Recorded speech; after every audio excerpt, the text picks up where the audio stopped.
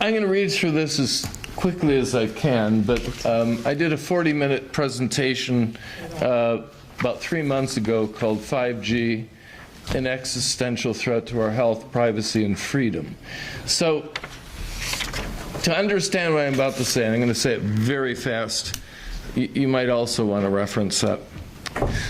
I promise there will be a little teaser at the end of this presentation.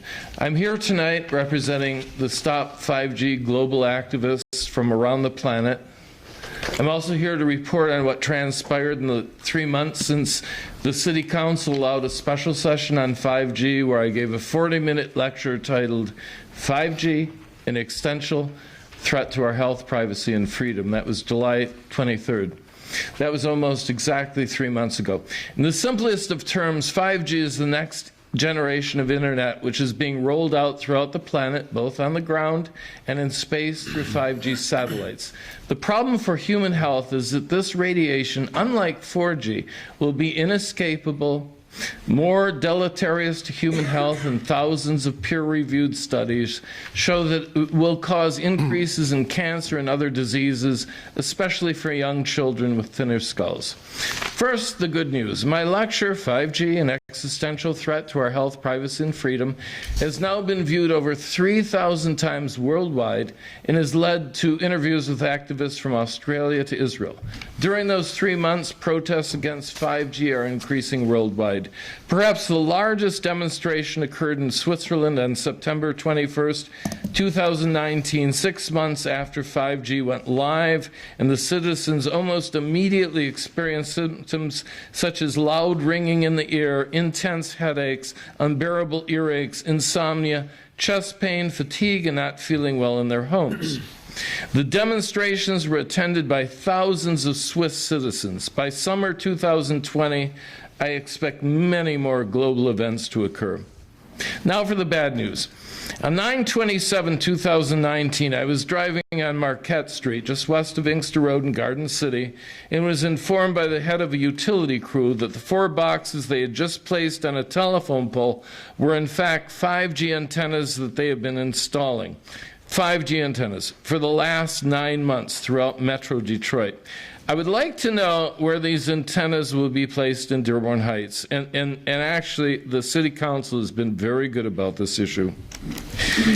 In any case, because all local governments worldwide have been emasculated from stopping the deployment, you can soon expect to suffer the same symptoms of our Swiss brethren. Cancer and other diseases may take months or years to develop. I worked 5 years in radiation physics medical research. The second piece of the bad news is that Elon Musk is now looking at placing 43,000 5G antennas into space, and the total number could be over 100,000 when the space deployment is complete. Elon Musk is one of many corporations set to deploy 5G satellites. The third piece of the bad news is that corporate media, presidential candidates, etc., refuse to even discuss the negative health impacts of 5G, most probably because they are financed by the corporations rolling out 5G. Worse yet, there is a very organized move to censor the 5G movement on big tech platforms, which is an egregious violation of our right to free speech. They continue to ignore the established science and have labeled Stop5G activists as conspiracy theorists, despite the sound peer-reviewed science. I was deplatformed from the local version of Facebook, Nextdoor, just a week after delivering my lecture on 5G. On 9/27, I experienced the censorship again when Facebook suspended my account for 30 days and deplatformed me from the largest Stop5G group, 24,000 members, which I had moderated for over a year. Now I cannot even view that Facebook group.